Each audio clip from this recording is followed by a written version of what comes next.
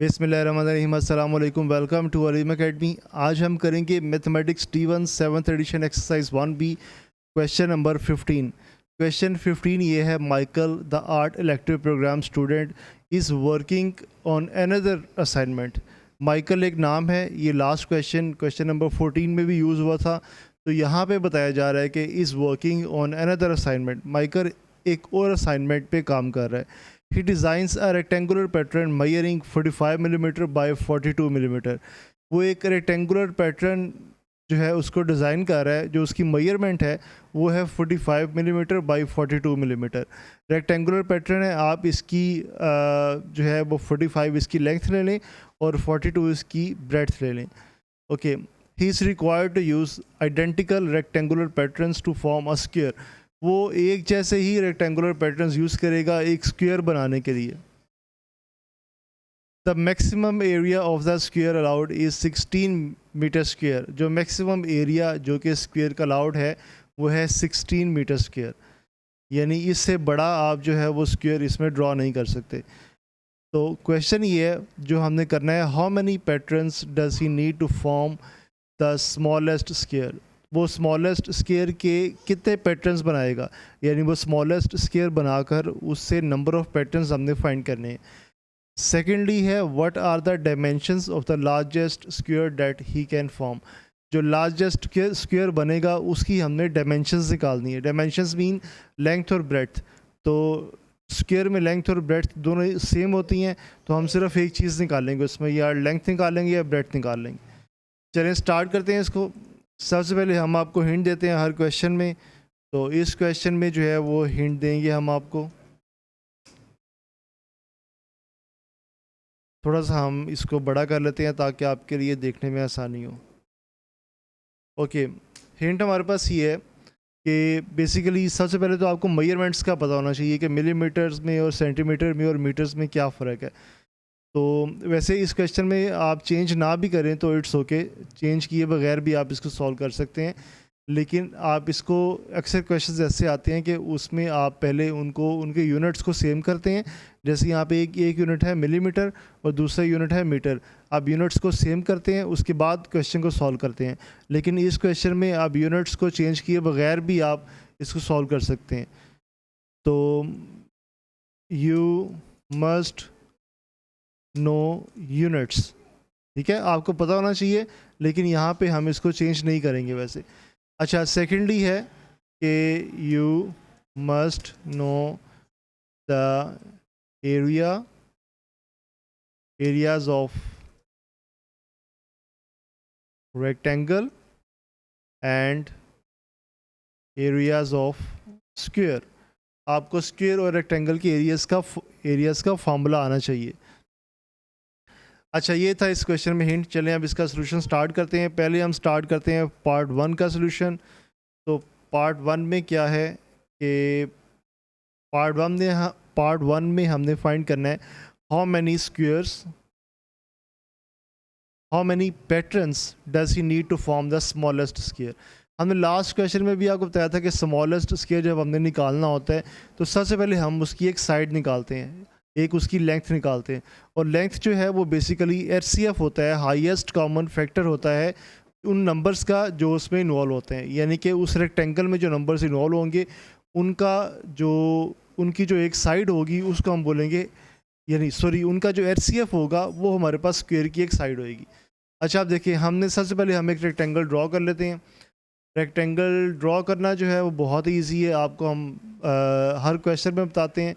आपने इंसर्ट में जाना है, इंसर्ट में जाकर टेबल्स में जाना है, टेबल्स में जाके आपने 1 बाई 1 साइज़ का जो है वो टेबल ड्रॉ कर लेना है। यहाँ से ला के आपने इसको जो है वो इस तरह से ड्रैग करके तो रेक्टेंगल शेप में ले आना है। और उसके बाद आपने क्या करना है, आपने इसके अंदर जो है मेजरमेंट्स लिख देनी है।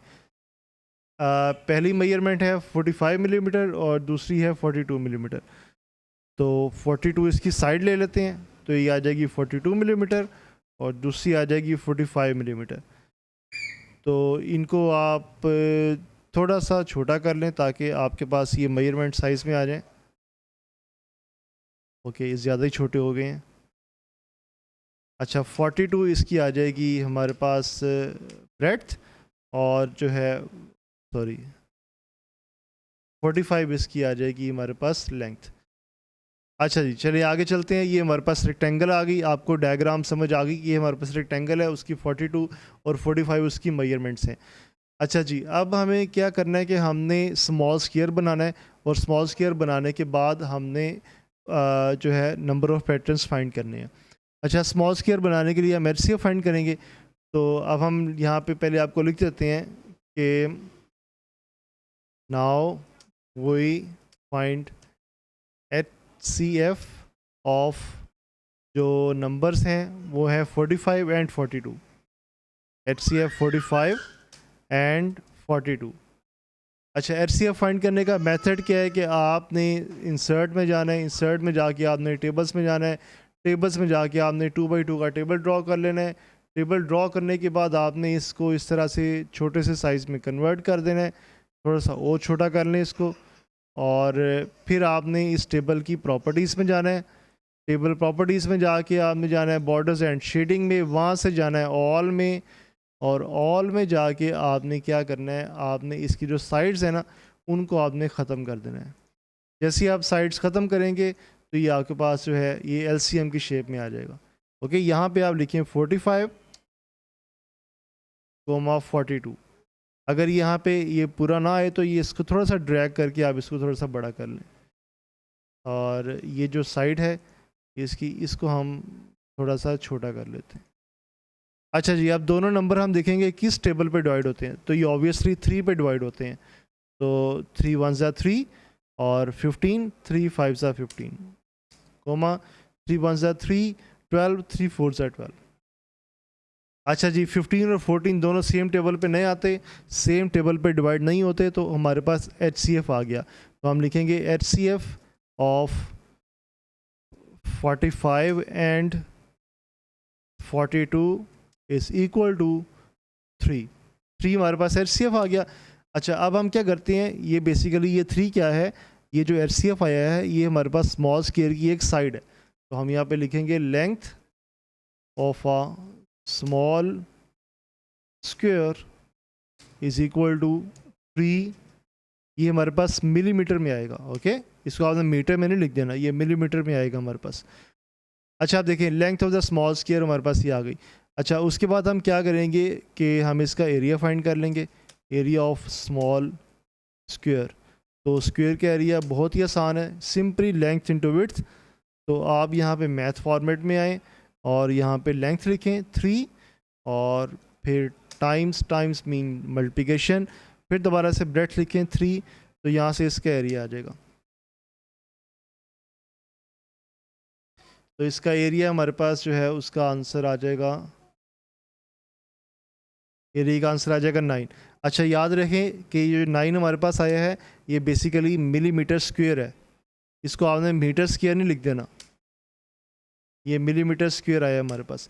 अच्छा, आप देखें, अब हम फाइंड करते हैं area of the full shape. ये जो हमारे पास रेक्टेंगल है ना, ये जो हमने ऊपर ड्रॉ की है, ये वाली, हम इस रेक्टेंगल का एरिया फाइंड करते हैं। रेक्टेंगल का एरिया फाइंड करने के लिए वही सेम फार्मूला है, लेंथ इंटू ब्रेड्थ। तो 42 को 45 से मल्टीप्लाई करेंगे तो रेक्टेंगल का एरिया आ जाएगा। लेकिन रेक्टेंगल लिखने से पहले आप ये देखें कि क्वेश्चन में उन्होंने क्या यूज़ किया है। क्वेश्चन में जो यूज़ किया है वो है ही designs a rectangular pattern measuring this and this. तो आप सिंपल रेक्टेंगुलर पैटर्न लिख लें या रेक्टेंगल लिख लें, दोनों ही ठीक हैं। तो हम यहाँ पे जो है वो इसको लिखते हैं एरिया ऑफ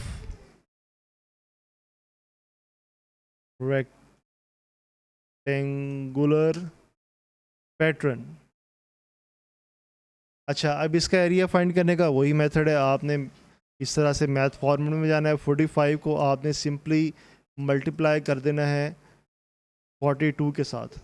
ओके, तो अच्छा, क्वेश्चन करने का मज़ा तब आएगा आपको अगर आप ये क्वेश्चन जो है इसको आप हमारे साथ आप भी सॉल्व करें इसको। तो आप पहले ख़ुद ट्राई किया करें, अगर आपसे नहीं होता फिर आप सोल्यूशन देखा करें।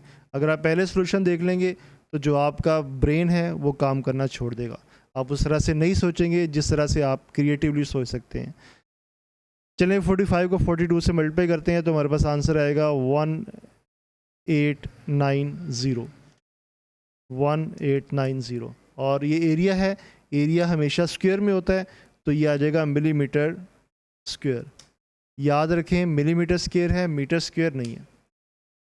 अच्छा, दोनों एरियाज आ गए हमारे पास, स्मॉल स्क्वायर का भी और फुल शेप का भी। तो अब हमने क्या निकालना है, पार्ट 1 में जाएं वापस। तो पार्ट 1 में जाएंगे तो पार्ट 1 में क्या था, how many patterns does he need to form the smallest square. तो यहाँ पे आप लिखें number of patterns, number of patterns, okay, is equal to, तो पहले आपको फॉर्मूला लिख के दिखा देते हैं। तो फॉर्मूला क्या होगा, ये फॉर्मूला ऊपर आ जाएगा, एरिया ऑफ रेक्टेंगल, ओके, और नीचे आ जाएगा area of small square. Okay, ये भी आप मैथ फॉर्मेट में लिखते हैं। जब भी आपने फ्रैक्शन लिखनी है तो वो आपने कोशिश करनी है कि आप मैथमेटिक्स के फॉर्मेट में इसको टाइप करें।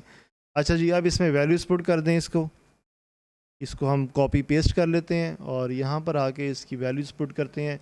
जो नीचे है इसकी वैल्यू वो आ जाएगी हमारे पास 9, और जो ऊपर है एरिया ऑफ रेक्टेंगल वो हमारे पास आ जाएगा 1890। चलें जी, इनको डिवाइड करते हैं।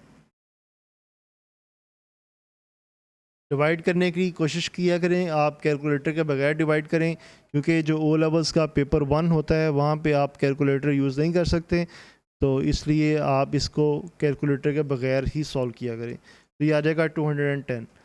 तो जो नंबर ऑफ़ पैटर्न्स बनेंगे वो बेसिकली 210 बनेंगे। चलिए जी, अब आगे चलते हैं सेकंड पार्ट की तरफ। सेकंड पार्ट क्या था कि what are the dimensions of the largest square that he can form. अच्छा, अब एक चीज़ देखें, यहाँ पे एक बुक में एक छोटी सी मिस्टेक है कि जो यहाँ पे जो मैक्सिमम एरिया है ना, जो maximum area of the square allowed वो है 16 मीटर स्क्वायर। आप देखें, अगर इस क्वेश्चन की जो मेजरमेंट्स हैं वो है 42 मिलीमीटर और 45 मिलीमीटर। अगर आप इस मेजरमेंट को, अगर फ़र्ज़ करें कि आप इस मेजरमेंट को मीटर्स में कन्वर्ट करें तो मीटर्स का फार्मूला होता है 1 metre is equal to 1000 millimetres. अगर आप इसको मीटर्स में कन्वर्ट करें तो ये आ जाएगा 0.045 और 0.042। अच्छा, और इसी तरह से अगर आप ये जो 45 मिलीमीटर है आप इसको मीटर्स में कन्वर्ट करें, इसके साथ आप मीटर लिखें, 0.042 मीटर्स, ओके। और इस तरह से 45 मिलीमीटर को आप 1000 में डिवाइड करें तो आएगा 0.045 मीटर। अच्छा देखें, जब आप इसको मल्टीप्लाई करते हैं जब आप इसको मल्टीप्लाई करेंगे मीटर्स में तो मल्टीप्लाई करके आपका जो आंसर आएगा वो बहुत छोटा सा आंसर आएगा, ज़ीरोज़ में आंसर आएगा आपका। तो यहाँ से फिर आप मैक्सिमम जो जो जो बिगर एरिया है